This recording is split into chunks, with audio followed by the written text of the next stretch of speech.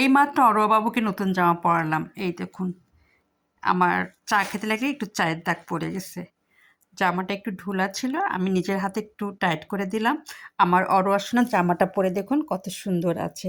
কী হয়েছে ময়না? জামাটা গায়ে সুন্দর মানিয়েছে। আমি এক হাত দিয়ে ভিডিও করছি বিদায় অরোয়ারকে আমি সুন্দরভাবে দেখাতে পারছি না, তবে অরোয়ার গায়ে জামাটা খুব সুন্দর হয়েছে।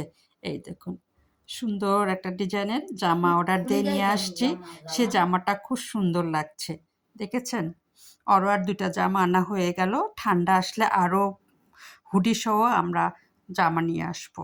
তবে অরোয়ার গায়ে পুরা ফিটিং হয়েছে। একটু আমি শুধু চেপে দিয়েছি, কারণ ছোট বাচ্চা তো, এই জন্য সেই আকারে ফিটিংটা হয়নি।